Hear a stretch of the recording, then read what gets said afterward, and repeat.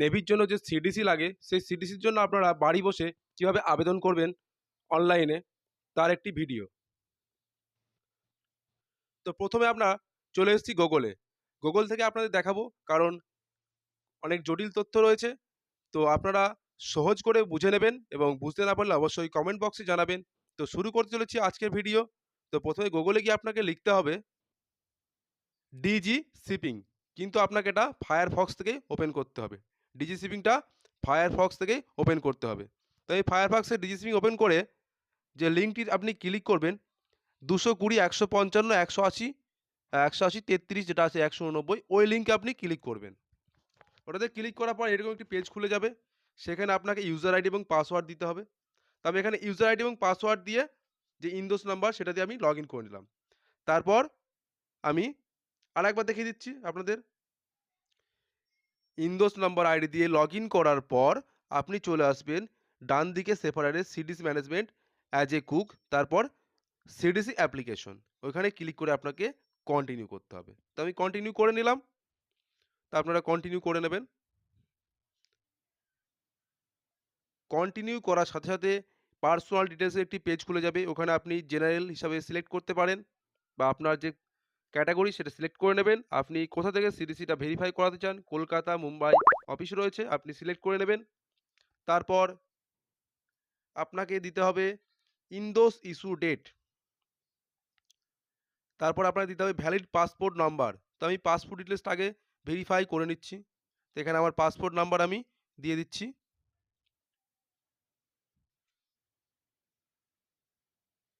Passport নাম্বারের পর আপনার পাসপোর্ট ইস্যু ডেট, আপনার পাসপোর্ট ইস্যু ডেট। তো পাসপোর্ট ইস্যু ডেট আমি এখানে বসিয়ে দিয়েছি এবং পাসপোর্ট এক্সপায়ার ডেটটা এখানে বসিয়ে দিচ্ছি। তো আপনাদের পাসপোর্ট ডিটেলস যেটা রয়েছে, passport number, place of issue, issue date, expire date, এই চারটে দিয়ে আপনাকে পাসপোর্টের কলমটা, পাসপোর্ট ডিটেলসটা কমপ্লিট করতে। তারপরে আবার আপনার এডুকেশন কোয়ালিফিকেশন ডিটেলস। তো নেম অফ বোর্ড, এখানে আপনার বোর্ড নেম আপনি দিয়ে দেবেন, মাধ্যমিক যে বোর্ড থেকে পাস করেছেন। তারপর ইয়ার অফ পাসিং, কত সালে আপনি মাধ্যমিক পাস করেছেন এটা আপনি দিয়ে দেবেন। তো আমি এখানে দিয়ে দিচ্ছি কত সালে মাধ্যমিক পাস।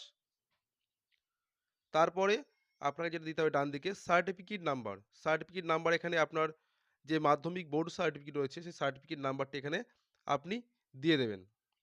তারপর আপনি যেটা করবেন সেটা হলো কন্টিনিউ। পুরোটা একবার দেখে নেবেন প্রথম থেকে শেষ পর্যন্ত।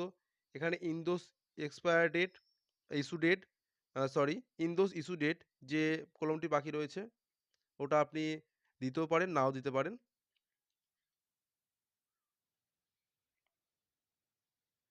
তো আমার যেহেতু জানা আছে সেজন্য বসিয়ে দিলাম ইনডোজ ইস্যু ডেট। তারপর কন্টিনিউ ক্লিক করার পর আপনার অ্যাড্রেস দিতে হবে। House number, street, village, district, post office, pin code, এগুলো আপনাকে বসাতে হবে। Nearest police station, phone number with STD code, তো এইগুলো আপনাকে বসাতে হবে। তা আপনার এরিয়ার এসটিডি কোড আপনি নেটে সার্চ করে বসিয়ে দেবেন। এসটিডি কোড নিয়ে কোনো সমস্যা নেই। অ্যাড্রেসটা আপনি ফিল করে দেবেন। স্ট্রিট আপনার গ্রামের নাম যদি বাঙ্গালজি হয় তো বাঙ্গালজি রোড করে দেবেন। এইরকমভাবে আপনি এটা ফিল আপ করে নেবেন। তারপর নিয়ারেস্ট পুলিশ স্টেশন আপনি দিয়ে দেবেন। আর যে নিচে যে ইমেল অ্যাড্রেস এবং মোবাইল নাম্বার ওটা অলরেডি কিন্তু ফিল হয়ে থাকবে, যেহেতু আপনার ইনডোজ নাম্বারের যে কোর্সটা করা হয়েছিল ইনডোজ নাম্বারের জন্য সেটা ওখানে ডিটেলসটা দেওয়া আছে। তো এসটিসিডাব্লিউ কোর্সের সাথে যে নাম্বারটা দেওয়া হয়েছিল ওই ফোন নাম্বারটা, ইমেল আইডি কিন্তু এখানে অটোমেটিক্যালি থাকবে। তো চলে যাচ্ছি, কমপ্লিট করে নিচ্ছি এটা। তারপর নেক্সট পেজে যাব। তো নেক্সট পেজ হচ্ছে নেক্সট অফ কিন। তো এখানে নেক্সট অফ কিন বলতে আপনার ফাদার্স নেম এখানে বসাতে হবে। তো এখানে বাবার নাম বসিয়ে দিচ্ছি নেক্সট অফ কিন হিসাবে। তারপর রিলেশনশিপ অফ সেফারার, তো রিলেশনশিপ উইথ সেফারার ফাদার। তারপর আপনার হাউস নাম্বার আপনি জানা না থাকলে নীল বসিয়ে দেবেন। স্ট্রিট, তো এখানে স্ট্রিট বসিয়ে দিচ্ছি আমি। আপনার ভিলেজের সাথে রোড কথাটি অ্যাড করে দেবেন তাহলেই হয়ে যাবে। ভিলেজ, তারপর ডিস্ট্রিক্ট, তারপর স্টেট, তারপর এসটিডি কোড। তো এসটিডি কোডের সমস্যা হলে আপনারা নেটে সার্চ করে নেবেন গুগলে। আপনার এর এসটিডি কোড কী রয়েছে, তারপর আপনার পিনকোড দেওয়ার পরে আপনি কন্টিনিউ অপশনে ক্লিক করবেন। তারপর আপনার যে এসটিসিডব্লিউর যে কোর্স দুটি করা রয়েছে অটোমেটিক শো করবে, ওটা কন্টিনিউ করে আপনি এগিয়ে যাবেন। তারপর যেটা লাগে সেটা হলো ডিজিসিপিং অ্যাপ্রুভাল, ডাক্তারের যে মেডিকেল সেটা আপনার কিন্তু এখানে লাগবে। তার ডিটেইলস এখানে বসাতে হবে। নেম অফ ডক্টর, আপনি যে ডাক্তারের কাছে মেডিকেল করিয়েছেন তার ডিটেইলস। তো আমি এখানে মেডিকেল করিয়েছি ডাক্তারের নাম বসিয়ে দিচ্ছি। কিন্তু ডিজিসিপিং অ্যাপ্রুভাল ডাক্তারে কিন্তু হতে হবে। সেখান থেকে মেডিকেল করালে কিন্তু অসুবিধায় পড়তে পারেন। তারপর ডিজিসিপিং অ্যাপ্রুভাল নাম্বার ফর ডক্টর, এখানে ডিজিসিপিং এর যে অ্যাপ্রুভাল নাম্বার ডাক্তারের সেটা কিন্তু বসিয়ে নিচ্ছি আমি। তো ওটা বসিয়ে নেওয়ার পর প্লেস অফ ইস্যু সার্টিফিকেট, তো মেডিকেল সার্টিফিকেট কোথা থেকে ইস্যু হয়েছে, তো আমি এখানে কলকাতা থেকে করে নিয়েছি, কলকাতা।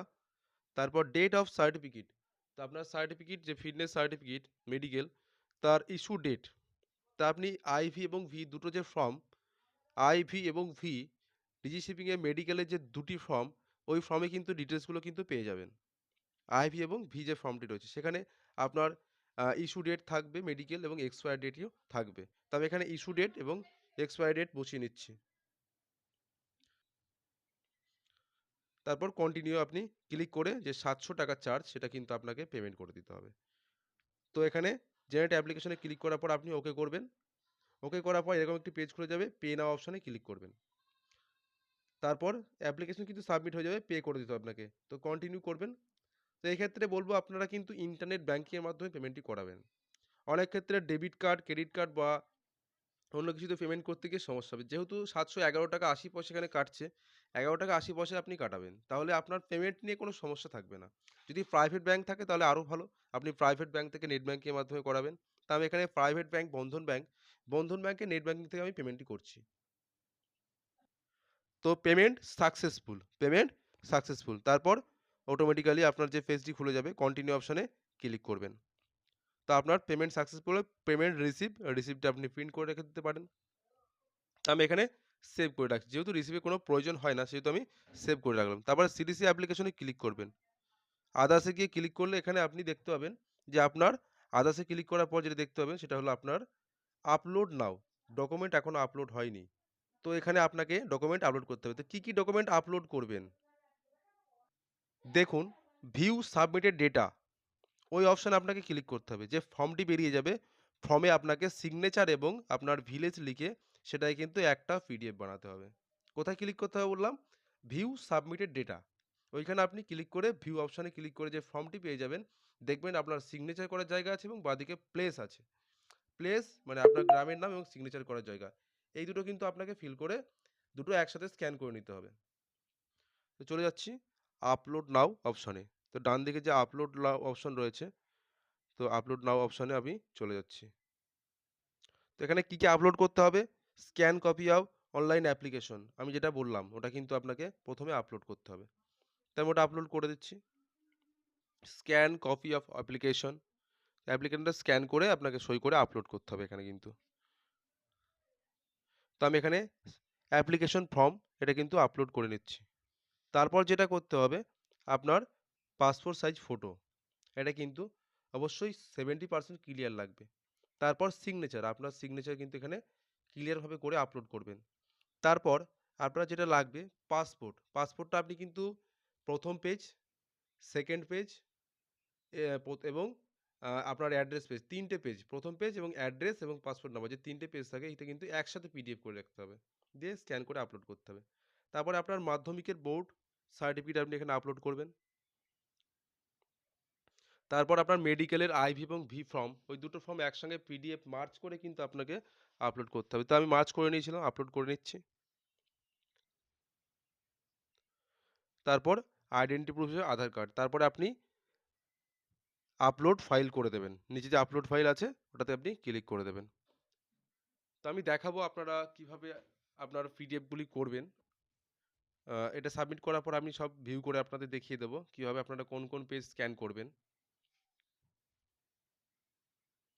তো এইটা হলো অ্যাপ্লিকেশন ফর্ম। এটা প্রিন্ট করে আপনাকে সই এবং সিগনেচার। এই হচ্ছে আপনার ছবি। তারপরে আপনি চলে আসবেন সিগনেচার। এরকম ক্লিয়ারভাবে কিন্তু করতে হবে। তারপর আপনি চলে আসবেন সিগনেচারের পর আপনি যেটা আপলোড করেছেন পাসপোর্ট। পাসপোর্টের যে ১ম পেজ, অ্যাড্রেস পেজ এবং পাসপোর্টের যে পেজ সেই ৩ টে পেজ। এইভাবে কিন্তু স্ক্যান করতে হবে।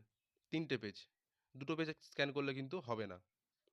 তারপর আপনাদের ডিজিশিপিং এর সরি মাধ্যমিকের বোর্ড সার্টিফিকেট দেখালাম। এভাবে স্ক্যান করে নেবেন। তারপর ডিজিশিপিং এর যে ২ টো ফর্ম আইভি এবং ভি এই যে ২ টো ফর্ম একসঙ্গে পিডিএফ বানিয়ে নিয়েছি। এটা কিন্তু আপনার আপলোড করতে হবে।